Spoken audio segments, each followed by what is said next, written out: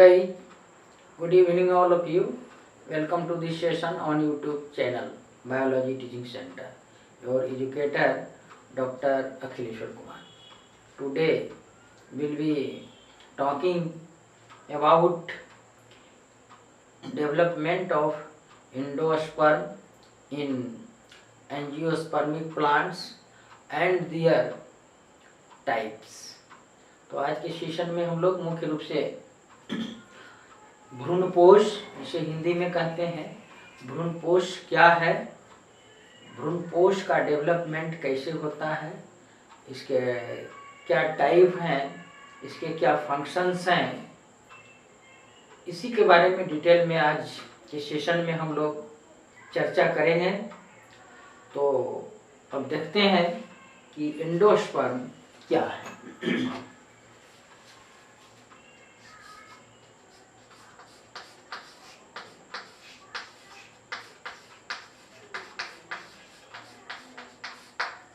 Endosperm और इसको भ्रूणपोष,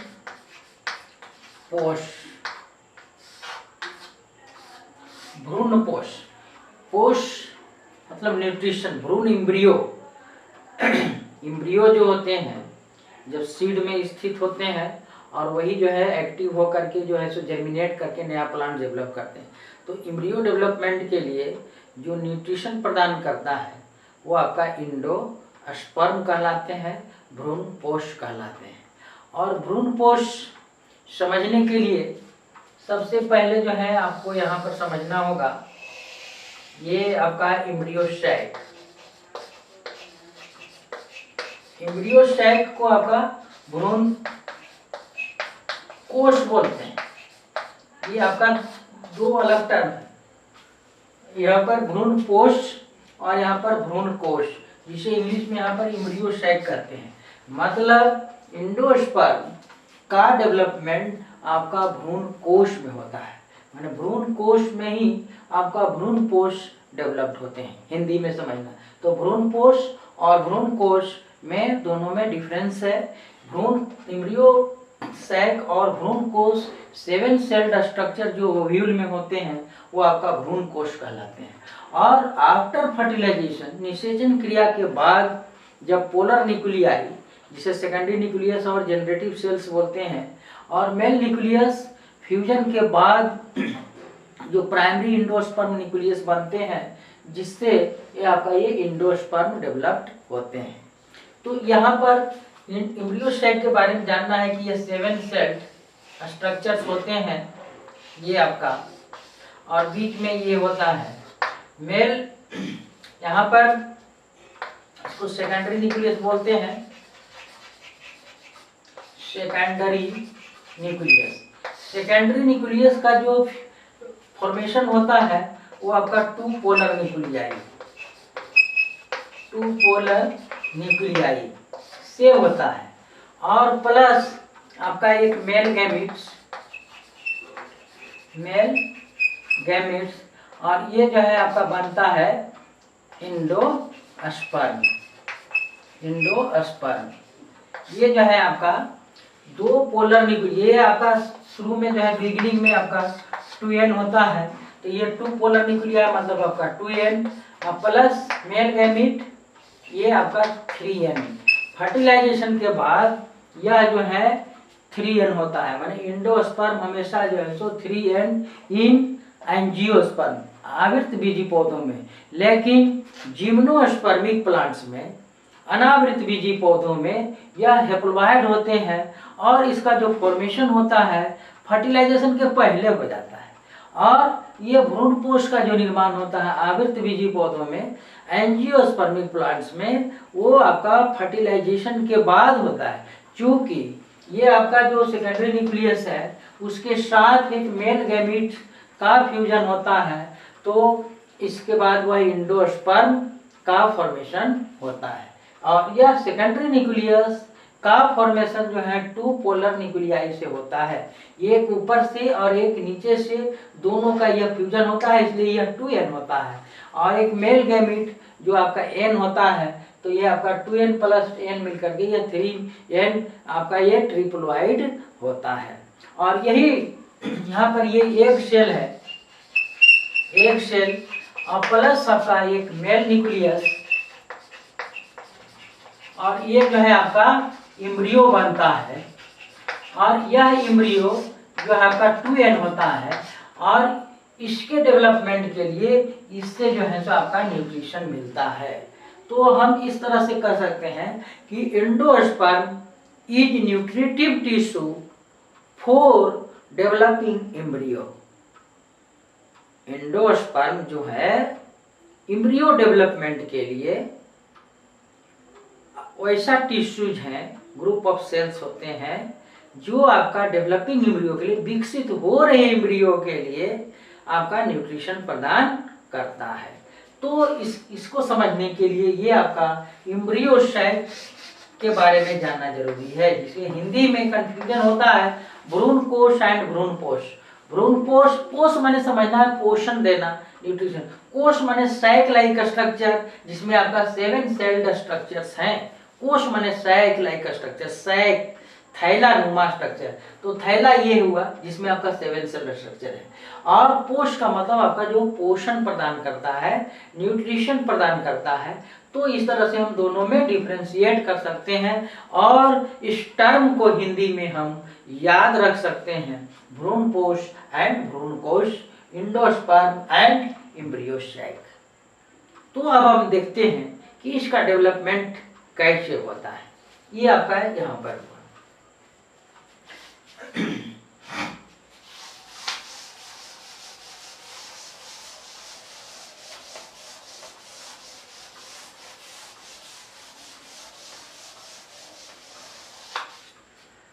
तो फर्स्ट पॉइंट हम यहाँ पर लिखते हैं कि एंडोस्पर्म विकसित हो रहे एम्ब्रियो के लिए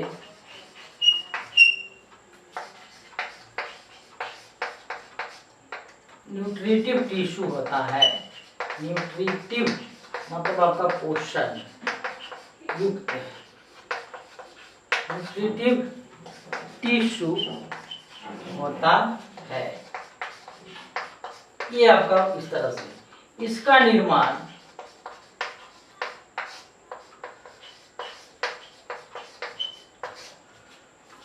टू पोलर न्यूक्लियाई एवं male gamete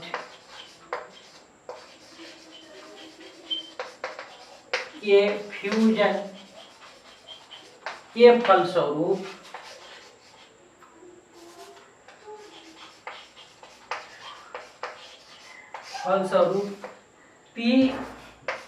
PEN primary endosperm nucleus से होता है। फलस्वरूप PEN से होता है। ये आपका यहाँ पर इस तरह से PEN प्राइमरी एंडोस्पर्म न्यूक्लियस से होता है।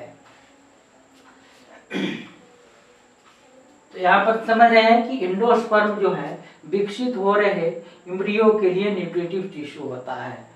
सेकेंड पॉइंट, इसका निर्माण जो है टू पोलर न्यूक्लियाई एवं मेल गैमीट के फ्यूजन के फलस्वरूप होता है। यहाँ पर two polar nuclei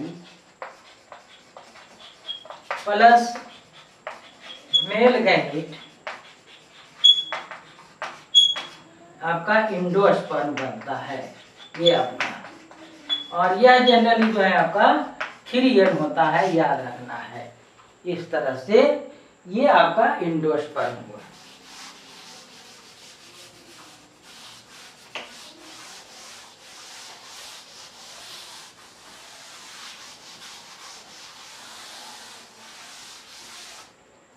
next point, angiospermic plants में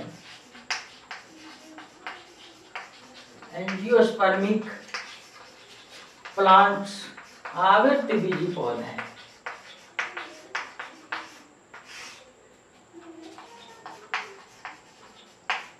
में यह ट्रिप्लोइड होता है, त्रिगुणित होता है। इसका निर्माण फर्टिलाइजेशन के बाद होता है, फर्टिलाइजेशन के बाद होता है। जिम्नोस्पर्म्स में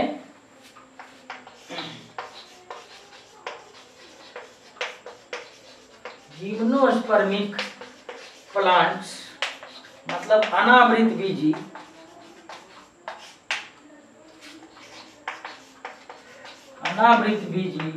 पौधे में यह हेप्लोइड मतलब एन होता है, जो फर्टिलाइजेशन के पहले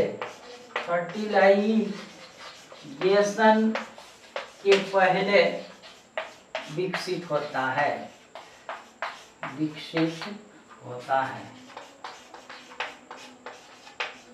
ये आपका समझना है।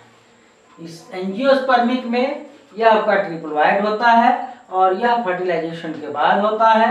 जिम्नोस्पर्मिक प्लांट्स में यह हेप्लोइड होते हैं और इसका डेवलपमेंट जो है फर्टिलाइजेशन के पहले ही हो जाता है। ये बात इम्पोर्टेंट है, बहुत ही इसको याद रखने की चीज है।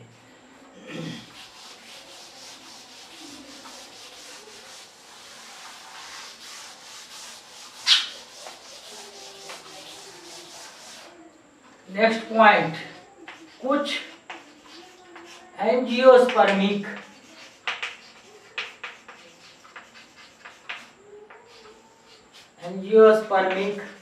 प्लांट्स जैसे पोडोस्टोमेसी एक फैमिली है, ट्राइपेसी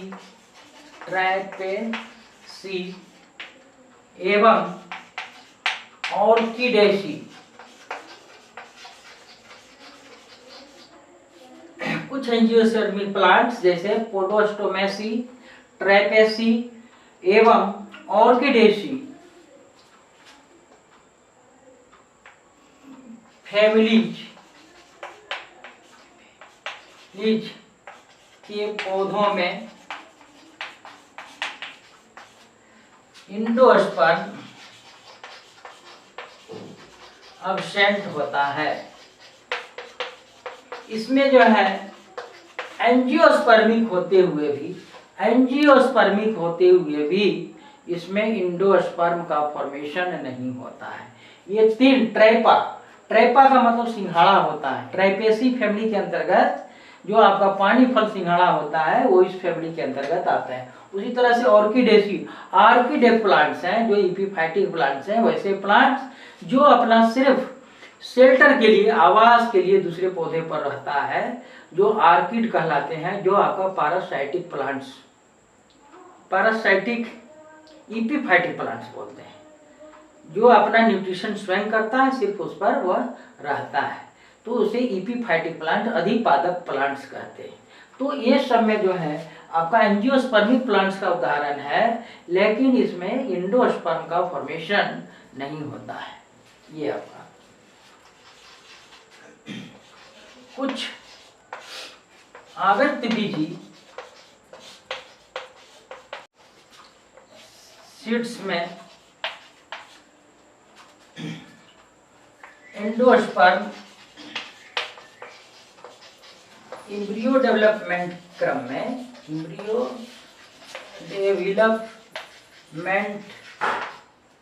क्रम में पूरा एंडोस्पर्म समाप्त हो जाता है।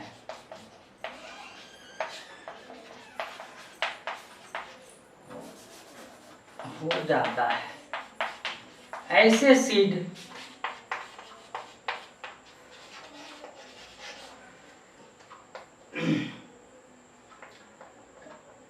नॉन एंडोस्पर्मिक सीड कहलाते हैं। नॉन एंडोस्पर्मिक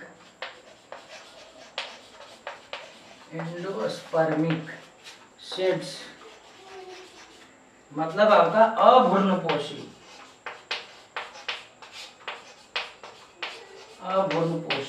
कहलाते हैं।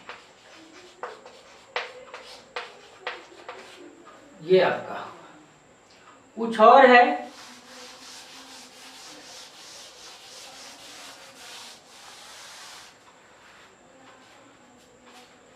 नेक्स्ट पॉइंट, कुछ सीड्स में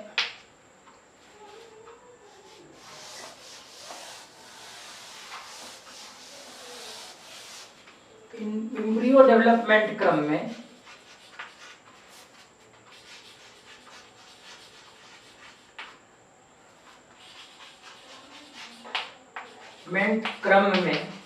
एंडोस्पर्म शेष रह जाते हैं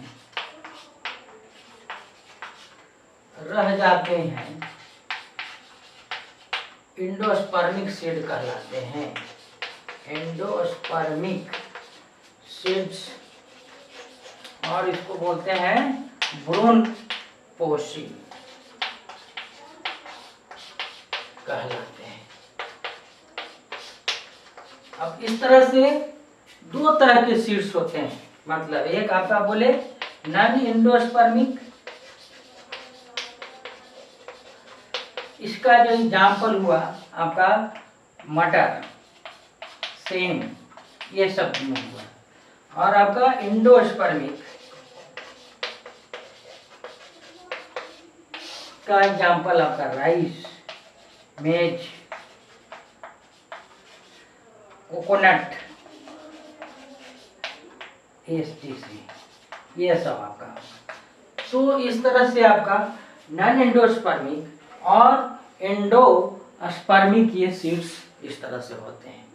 तो आपका यहाँ तक अभी हम लोग ये देखे हैं कि एंडोस्पर्म क्या है, उसका डेवलपमेंट किससे होता है और किस तरह के एंजियोस्पर्मिक या जिम्नोस्पर्मिक में किस कंडीशंस में होते हैं, जेनेटिकली किस रूप में होते हैं। एंजियोस्पर्मिक में ट्रिप्लोइड होता है, जिम्नोस्पर्मिक में हेप्लोइड होता है। एंजियोस्पर्मिक प्लांट्स में वो आपका जो है फर्टिलाइजेशन के बाद होता है, इसमें फर्टिलाइजेशन के बिफोर होता है जिम्नोस्पर्मिक प्लांट्स में। कुछ में जो है एंजियोस्पर्मिक ऐसे प्लांट्स होते हैं या सीड्स होते हैं जिसमें आपका एंडोस्पर्म बिल्कुल एब्सेंट होते हैं, जिसमें पोडोस्टोमेसी, ट्राइपेसी और टाइफेसी या ऑर्किडेसी, ये आपका इसमें जो है सो आपका एब्सेंट होता है। और एंजियोस्पर्मिक प्लांट्स में भी आपका दो तरह के सीड्स होते हैं, एक इंडोस्पर्मिक और एक नॉन इंडोस्पर्मिक। नॉन इंडोस्पर्मिक का मतलब इंडोस्पर्म उसमें आपका शेष अवशेष के रूप में नहीं रह पाता है, और इंडोस्पर्मिक में इंडोस्पर्म बहुत अधिक मात्रा में रहते हैं, जिसे हम लोग फूड मटेरियल्स के रूप में यूज करते हैं। तो इस तरह से endospermic seed and non endospermic seeds ये आपका। अब जो है आगे हम देखेंगे हम लोग कि इंडोस्पर्म के जो है सो आपका कुछ टाइप्स होते हैं। ये आपका टाइप्स ऑफ इंडोस्पर्म।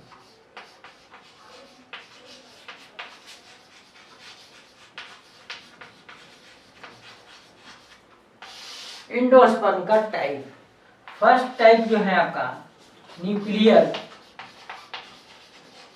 एंडोस्पर्म।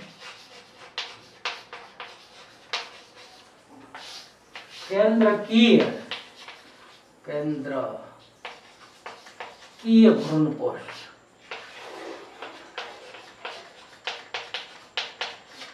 इसमें जो है आपका ये सेकेंडरी न्यूक्लियस है, ये आपका PEN हुआ प्राइमरी, और इस तरह से आपका डिवाइड होकर के दो इस तरह से और मैनी इस तरह से बन जाते हैं। और फिर जो है सारे जो है फ्री न्यूक्लियस बिना सेल डिवाइड किए हुए पार्टीशंस के, ये आपका जो है सारे न्यूक्लियस जो है ये आपका इस तरह से पेरिफेरल रीजन में प्रेजेंट हो जाते हैं। ये आपका वैक्यूअल हो जाता है, ये आपका रिक्त बीच में हो जाते हैं। तो इस तरह से जो आपका एंडोस्पर्म का फॉर्मेशन होता है उसे हम न्यूक्लियर एंडोस्पर्म कहते हैं। इस तरह के एंडोस्पर्म में प्राइमरी एंडोस्पर्म न्यूक्लियस जो है आपका फ्री न्यूक्लियर डिवीजन करते हैं। ये आपका समझना है। यहाँ पर आगे देखते हैं।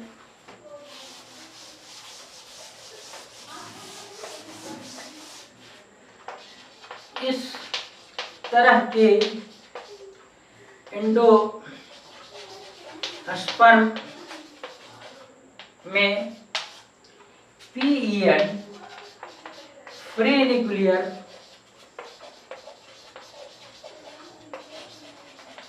डिविजन्स करते हैं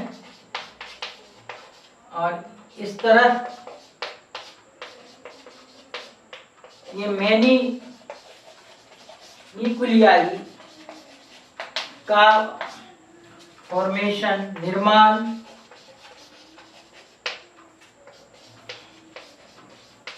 करते हैं। सभी न्यूक्लियाई परिधीय भाग में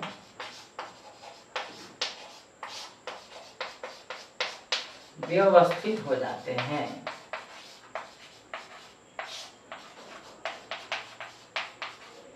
अरेंज हो जाते हैं, व्यवस्थित हो जाते हैं। तो ये आपका nuclear endosperm. Next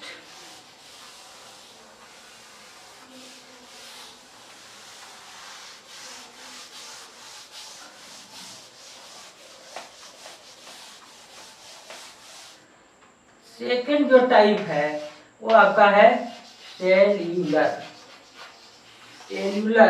endosperm. Cellular endosperm में देखते हैं कि यह जो आपका PEN है वो आपका जैसे ही वह दो भाग में डिवाइड होता है तो आपका जैसे पार्टीशन बन जाता है, माने आपका सेल का फॉर्मेशन हो जाता है। अब दोनों भाग में जो है ये आपका न्यूक्लियस जो है डिवाइड होता है इस तरह से। ये आपका और इस तरह से जो है दोनों जो है आपका सेल में जो है इस तरह से जैसे ही डिवाइड होते जाता है इस तरह से आपका सेल में बढ़ते जाता है।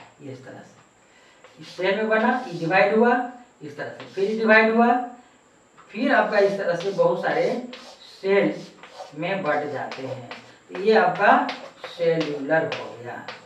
इस तरह का जो डिविजन्स होते हैं उसको हम सेल्यूलर एंडोस्पर्म बोलते हैं। माने यहाँ पर PEN जो है आपका जैसे ही डिवाइड होता है आपका दो भाग में बढ़ जाता है, माने बीच में आपका सेल का फॉर्मेशन हो जाता है और फिर पुनः जैसे ही वो डिवाइड होता है पुनः सेल में डिवाइड हो जाता है और इस तरह से पूरे जो है आपका सेल्यूलर फॉर्म में वह एंडोस्पर्म दिखाई पड़ता है। इसमें बस यही समझना है, PEN जो है आपका डिवाइड होते ही वह आपका एक सेल वॉल का फॉर्मेशन हो जाता है और जब भी सेल डिवाइड करता है उसके बीच एक वॉल का फॉर्मेशन होता है जिससे आपका एक सेल बन जाता है। और इस तरह से मेनी सेलुलर, इस तरह के कंडीशन को सेलुलर एंडोस्पर्म और कोशिकीय भ्रूणपोष कहा जाता है। ये आपका नेक्स्ट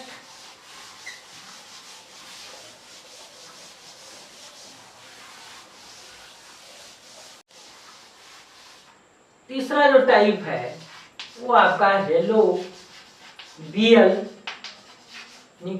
एंडोस्पर्म। हेलोबियल जो होता है अभी हम लोगों ने जो पढ़ा न्यूक्लियर एंडोस्पर्म और cellular endosperm, intermediate between helobial endosperm is the intermediate between nuclear and cellular endosperm. मतलब आपका इसमें सेल का भी फॉर्मेशन होता है और फ्री न्यूक्लियर डिविजन्स भी होते हैं, दोनों चीज होते हैं। ये आपका combinations of free nuclear divisions means nuclear endosperm and cellular endosperm. तो ये आपका हेलोबियल एंडोस्पर्म जो होते हैं helobial endosperm nuclear and cellular के मध्य या बीच की अवस्था है। ये आपका है। यहाँ पर देखते हैं कि ये आपका PN हुआ, ये आपका सबसे पहले जो है ये आपका डिवाइड हो गया, यहाँ पर सेल्फ का फॉर्मेशन हो गया, मतलब सेलुलर हुआ। इसके बाद कहता है कि दोनों में जो है इस तरह से आपका डिवाइड हो रहा है फ्री न्यूक्लियर डिवीजन के द्वारा। ये इसका आपका इस तरह से बहुत सारे इस तरह से बन जाते हैं, और ये जो है पुनः जो है ये आपका यहाँ पर केंद्र में इस तरह से डिवाइड हो जाते हैं, ये आपका एडजस्ट हो जाते हैं। तो यहाँ पर जो हम लोगों ने देखा था कि जो फ्री न्यूक्लियर डिवीजन था उसमें सिर्फ वाल का फॉर्मेशन नहीं हुआ था, सिर्फ यहाँ पर फ्री न्यूक्लियर डिवीजन आपका किनारे एडजस्ट पेरिफेरल रीजन में वह आपका अरेंज हो गया था। सेल्यूलर में देखे थे कि यह आपका सेल डिवाइड हुआ और फिर यह जब सेल डिवाइड होता तो उसमें आपका सेल का फॉर्मेशन हो जाता है। इसमें वैसा नहीं होता है, ओनली वन टाइम आपका सेल का फॉर्मेशन होता है और इसके बाद न्यूक्लियस जो होते हैं PN जो होते हैं फ्री न्यूक्लियर स्वतंत्र रूप में आपका डिवाइड करते जाता है विदाउट सेल फॉर्मेशंस। तो इस तरह से आपका हेलोबियल एंडोस्पर्म कहलाते हैं। तो I hope that you understand easily this topics. यह जो टॉपिक्स है मैं समझती हूँ कि आप बहुत ही आसानी से आप लोग समझ चुके होंगे, और वही विद्यार्थी समझे होंगे जो शुरू से पढ़ते आ रहे हैं, क्योंकि इसमें एक पर एक कड़ी होती है। अगर हम पिछला कड़ी छोड़ दें तो अगला कड़ी हमें समझने में आसानी नहीं होती है, बड़ी दिक्कत होती है, कठिनाई होती है। तो जो ऐसे विद्यार्थी जो आपका शुरू से पढ़ते आ रहे हैं, हर एक टॉपिक्स को पढ़े हैं या नहीं पढ़े तो पिछले जाकर के पढ़े सेशन को, तब जो है सो अगला ये समझने में बहुत आसानी होगी और रटने की जरूरत नहीं है, बिल्कुल आसान है। ये आपका ऐसा तो कहा गया है कि आपका कोई भी सब्जेक्ट जो है सो आसान नहीं है, बट इट में कीजिए, लेकिन इसे आसान बनाया जा सकता है। कोई भी सब्जेक्ट आसान नहीं है, वह हिंदी, संस्कृत, इंग्लिश जो भी है, हिस्ट्री, ज्योग्राफी, साइंस, कोई भी सब्जेक्ट आसान नहीं है, बट इट मेक इजी। लेकिन इसको आसान बनाया जा सकता है, समझ आसानी सरल रूप से इसको समझा जा सकता है। तो उसके लिए मेहनत करना होगा, अंडरस्टैंडिंग पावर बढ़ाना पड़ेगा। ये आपका साइंस का पढ़ने का मतलब। तो आज का सेशन अगर ये पसंद आया तो आप वीडियो को लाइक करें और चैनल को सब्सक्राइब करें और अपने फ्रेंड्स एंड क्लासमेट्स के बीच शेयर अवश्य करें। Thank you.